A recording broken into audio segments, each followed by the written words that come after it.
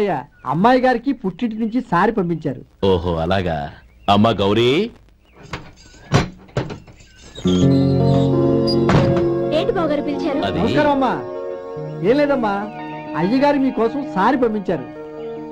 ఈ లిస్టు ప్రకారం అన్ని సరిగ్గా ఉన్నా లేవో చూసుకోండి.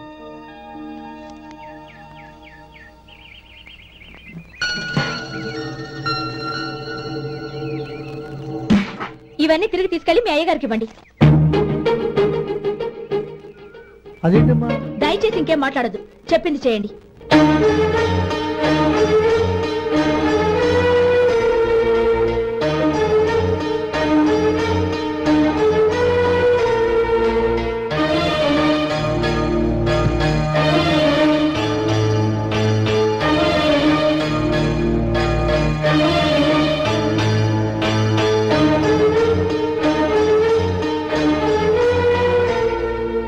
ఏంటి గౌరీ నువ్వు చేసిన పని? మీ నాన్నగారు అంత ప్రేమగా పంపిస్తే తిరిగి పంపించేశావు. ఆయన ఏమనుకుంటారు? ఏమనుకుంటే నాకేంటండి? ఎవరికైనా ఏదైనా పంపించేటప్పుడు వాళ్ళ స్టేటస్ కి తగ్గట్టుగా పంపించాలి. నాకు పంపించాల్సిన వస్తువులు అవి. ఆ మాత్రం ఇంగిత జ్ఞానం లేకుండా పంపితే నేను ఎందుకు తీసుకోవాలి?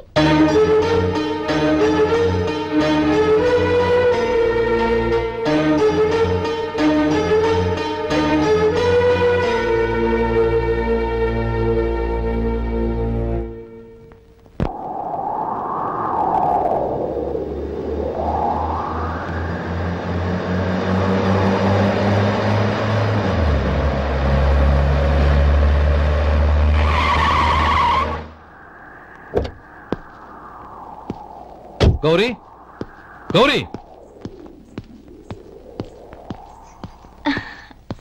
రండి నాన్న. ఏంటమ్మా నువ్వు చేసిన పని? నేనేం చేశాను? ఇంకా ఏం చేయాలమ్మా? నేను ప్రేమగా సారి పంపిస్తే తిరిగి పంపించేస్తావా? నీకు పంపిన వాటిలో ఏమైనా తక్కువ ఉంటే నాకు చెప్పాలి కానీ అలా తిరిగి పంపించేయటం ఏంటి? ఏదీ తక్కువ కాలేదు నాన్న, కావాల్సినవన్నీ ఉన్నాయి. కానీ ఉండకూడదు కూడా ఒకటి ఉంది. ఏంటమ్మా అది? ప్రతి వస్తువు మీద నా పేరు. అందులో తప్పేముంది? నాన్న, ఎప్పుడైతే నేను ఇంట్లో కోడలిగా అడుగు పెట్టానో అప్పుడే వీళ్లలో మనిషిని అయిపోయాను. మీరు పంపిన వస్తువులు ఇక్కడుంటే అవి చూసినప్పుడల్లా వాటి మీద నా పేరు కనపడి ఇది నీది అని గుర్తు చేసి నన్ను పరాయిదాన్ని చేస్తాయి. అది కాదమ్మా. ఇంకేమీ చెప్పకండి నాన్న. పాలలాంటి ఈ ఇంట్లో నన్ను పంచదారలా కలిసిపోనివ్వండి. 10 కాలాల పాటు నన్ను తీయగా బతకనివ్వండి. I'm very happy with what I have here. దయచేసి ఇంకేమీ పంపడానికి ప్రయత్నించకండి ప్లీజ్. కూతురుగా మీ కోరిక తీర్చలేకపోయినందుకు నన్ను క్షమించండి నాన్న. ఈ ఇంటి కోడలిగా నా బాధ్యత నెరవేర్చేలా దీవించండి.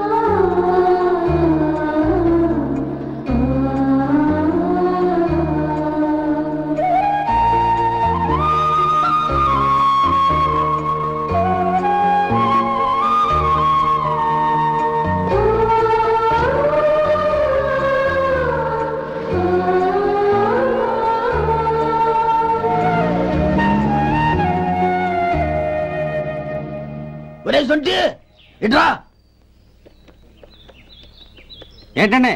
మాస్టర్ గారింట్లో ఫంక్షన్ కి జిలేబీలు మైసూరు పాకు పట్టుకెళ్ళి వారం రోజులైంది కదా. వాటి బాపత డబ్బులు కానీ మనుషులు కానీ ఇంతవరకు రాలేదు. వెళ్ళి వాళ్ళని డబ్బులు అడిగి తేవాలన్న బాధ్యత ఏమన్నా నీకు? మీకు అసలు బుర్ర ఉందా? తీసుకెళ్లి వారం రోజులైంది కదా, బతుకుంటే వాళ్ళే వచ్చుండేవాళ్ళుగా. సర్లే వెళ్ళి క్లీనింగ్ చేసుకో. పబ్లిక్ పబ్లిక్ వెళ్ళు.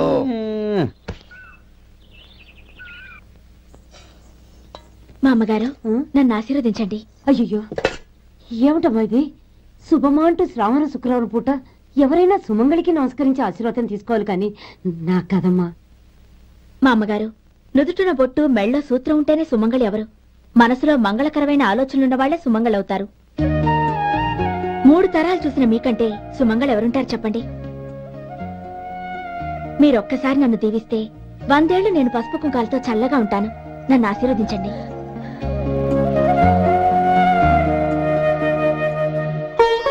లేమ్మా,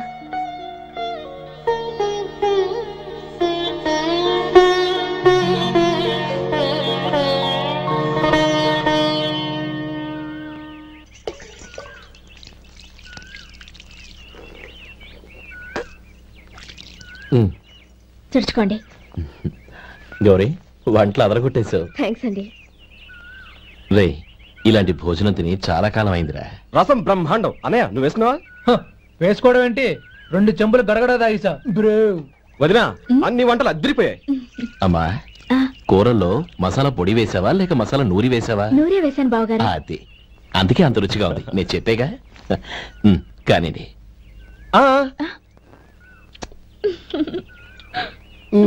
ఇప్పుడు పోయి వదినా.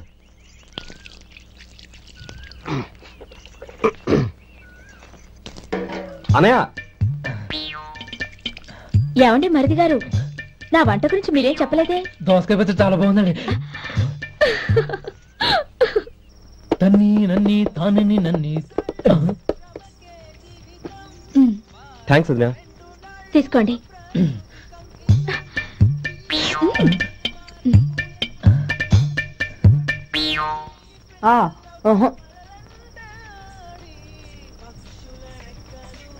బావగారు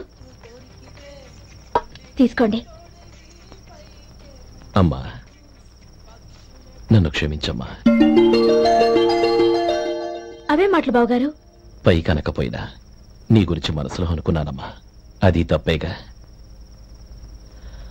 ఆ రోజు పెళ్లి జరిగిన తర్వాత నువ్వు మీ నాన్నగారు మాట్లాడుకోవడం నేను విన్నానమ్మా. నువ్వెక్కడ నా తమ్ముడిని నా నుంచి దూరం చేసేస్తావోనని భయపడ్డాను. కానీ నిన్న నువ్వు మీ నాన్నగారికి ఇచ్చిన సమాధానం విన్నాక నా మనసు కుదుటపడింది. నేనెక్కడ కష్టపడిపోతానోనని మా నాన్నగారి భయం. డబ్బుంటే కష్టాలేవి దగ్గరికి రావని నమ్ముతారాయన. అసలు అవసరానికి మించిన డబ్బే అన్ని అనర్థాలకు కారణమని మా నాన్నగారు ఇంకా తెలుసుకోలేదు. ఆయన తృప్తి కోసం ఆ రోజు నేను సరే అన్నాను. శభాషమ్మా, చాలా గొప్ప మాట అన్నావు. మేము పాలో నీళ్ళో మాకు తెలియదు గాని నువ్వు మాత్రం పచ్చదరవేనమ్మా. నువ్వు మా ఇంటి కోడలిగా రావడం నిజంగా మా అందరి అదృష్టం. నిజమమ్మా. ఆ అదృష్టం మీది కాదు బావగారు, నాది. నేనెక్కడ బాధపడతానోనని నేను చేసిన రుచి పచిలేని కూరల్ని చాలా గొప్పగా ఉన్నాయని పొగిడారే, అది మీ అందరి సంస్కారం. అబ్బే అదేం లేదమ్మా, బానే ఉన్నాయే. ఆవంటే నేను తిన్నాను బావగారు, ఎందులోనూ ఉప్పు లేదు. మీరు సరే, మీ రెండో తమ్ముడు గారు ఇంకో మెట్టు పైకెళ్ళి దోసకాయ పచ్చడి చాలా బాగుందన్నారు. నిజమేగా? అసలు ఈ రోజు నేను దోసకాయ పచ్చడే చేయలేదు బావగారు.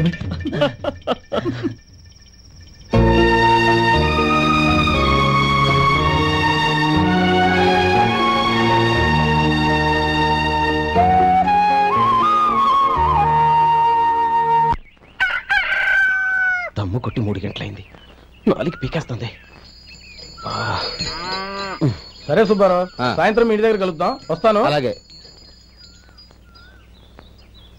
సుబ్బారావు గారు ఇలా రండి. అవును, నా పేరు మీకెలా తెలుసు? మీ పేరు ఒకటే కాదు, మీ గురించి చాలా తెలుసు. చాలా తెలుసా? ఏంటవి? కంగారు పడకండి. అవును, మీరు బీడీఎం స్టైల్ గా కలుస్తారంటగా? మీకెవరు చెప్పారు? అదే, మీ గురించి అన్ని నాకు తెలుసు అని చెప్పానుగా. ఏది బీడీ ఒకసారి కాల్చండి.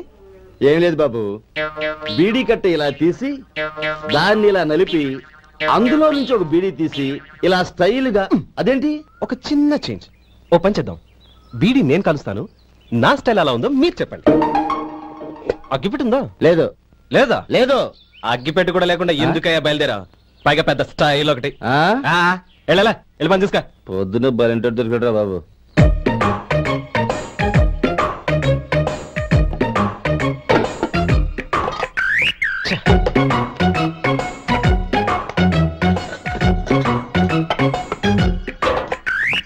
ఏంటి వెతుకుతున్నావు? అబే ఏం లేదు వదినా.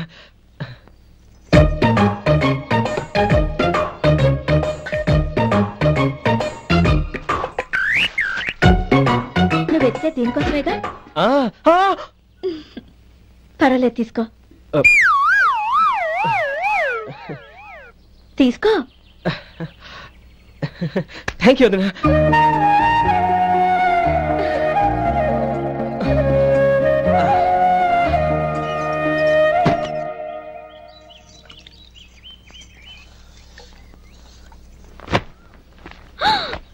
అయ్యో,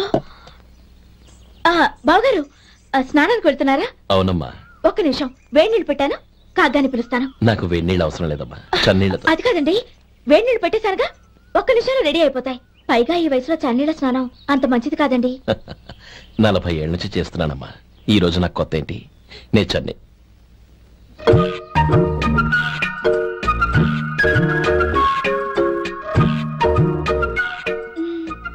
శేఖరవా, దానికి మీరు కాపలా. గొప్ప వదిన, గొప్ప మరిది. బాగుంది. ఏం కాలుస్తున్నాడు? బీడి. బీడి ఎలాగూ కాలుస్తున్నాడని తేలిపోయిందిగా. అడ్డమైనవి కాల్చి ఆరోగ్యం పాడు చేసుకోదని చెప్పు. అవేవో దూది పెట్టిన సిగరెట్లు ఉంటాయంటగా, ఫిల్టర్. అవే వాటిని కాల్చమని చెప్పు. ఇదిగో నేను చెప్పినట్టు చెప్పుకో.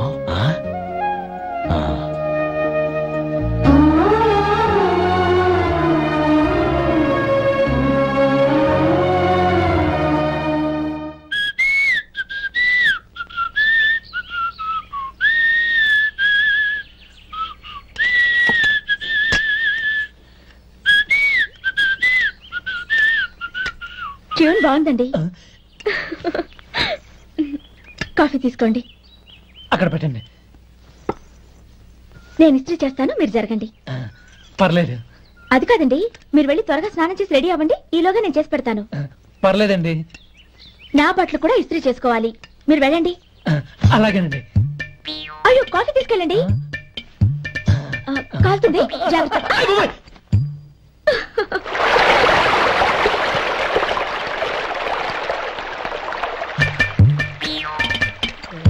ఏమండి, నా బట్టలు అక్కడనే తీసుకెళ్ళండి. అయ్యో, అదేంటండి ఆ బట్టలు వేసుకున్న బయటకు వెళ్తారు? అయ్యో, చాలా అసహ్యంగా ఉంటుందే.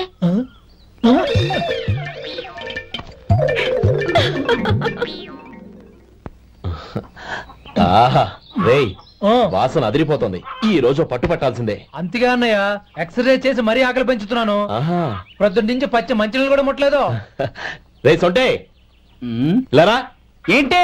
రారా. రే పాపం వాడిని కూడా పోంచమందావా? అలాగే అన్నయ్య. ఏంటి ఏంట్రా ఈ మధ్య కనపడటం మానేసావు? ఇద్దరా అక్కడి నుంచి నన్ను పిలిచింది. అసలు నేను అర్జెంట్ పని తెలుస్తుంటే నీకు అంతర్చడి పని ఏంట్రా? మీలాగా నాకేం పని పాట లేదనుకుంటున్నారా? ఇలా చెట్టు కింద కూర్చో సొల్లు కబుర్లు చెప్పుకోవడానికి. టూరింగ్ టాకీస్ లో టైటానిక్ ఇంగ్లీష్ పిక్చర్ వచ్చింది, చూడ్డానికి వెళ్తున్నాను. అనవసరంగా నా టైం అంతా వేస్ట్ చేశారు. అసలు మీరు టైటానిక్ సినిమా గురించి విన్నారా? వెళ్ళలేదురా. వినాలయ్యా. ఊరికే ఎప్పుడు చూసినా గులేబా కావాలి కదా, ప్రమిళార్జున యుద్ధం సినిమాలు చూడటం కాదు. నాలాగా ఇంగ్లీష్ సినిమాలు చూసి జనరల్ నాలెడ్జ్ ఇంప్రూవ్ చేసుకోవాలయ్యా. వస్తా. సినిమా చూసి కచ్చెత్తాలే. అనయ్య, వదిన వంటలు అద్దరు కొట్టేసింది. కోడి జాయింట్, చేపల పులుసు, మటన్ కుర్మా, కోడి గుడ్లు, చికెన్ బిర్యానీ, మసాలా బాగా దట్టించుంటారే. అవన్నీ నీకెందుకురా? ఏదో ఇంగ్లీష్ సినిమాకి వెళ్ళాలను. ఏ ఇంగ్లీష్ సినిమా అన్నా? పెద్ద ఇంగ్లీష్ సినిమా. మన ఆదు సుబ్బారావు గారు తెలుగులో మూగమరుతులను ఎప్పుడో తీశారు. దాన్ని తిరిగేసి టైటానిక్ అని తీశారు. కాకపోతే అందులో గోదావరి, ఇందులో సముద్రం, అందులో పడవ, ఇందులో ఓడ, అంతే. మరేదో జనరల్ నాలెడ్జ్ ఇంప్రూవ్మెంట్ అన్నా? అబ్బే, అది లేని వాళ్ళకు, మరలాంటి వాళ్ళకి ఎందుకు? అంతేనంటావా? భోజనం రెడీ, రండి. చాలమ్మా. వదినా, మీ పిల్ల అందరికీ పన్నీరు చెల్లింది నేనే వదినా. వదినా, వినడానికి ఎంత హాయిగా ఉంది. ఇదిగో ఇంకో చికెన్ పీస్ వేసుకో. ఏ వదినా, మా వదిన బంగారు వదినా.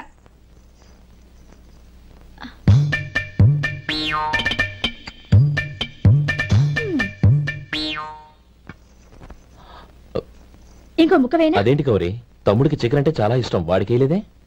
అయ్యయ్యో, ఈయన మీ తమ్ముడా? నాకు తెలీదండి. ఒక్కసారైనా నా మొహం చూసి మాట్లాడాలిగా, ఒక్కసారైనా నా వదినాన్ని పిలవాలిగా. అప్పుడేగా తన నా మరిదని నాకు తెలిసేది. వాడికి చిన్నప్పటి నుంచి కాస్త సిగ్గెక్కువమ్మా. కాస్త ఎక్కువైతే పర్వాలేదు బావగారు, ఈయనకి మరీ ఎక్కువ. చూడు గోపి, ఎందుకు సిగ్గు? అన్న భార్యని వదినమ్మ అంటారు. అంటే వదిన అమ్మతో సమానం అన్నమాట. అమ్మని చూసి ఎవరైనా సిగ్గుపడతారా?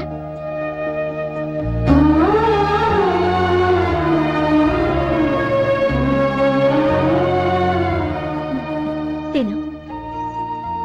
చాలు వదినా.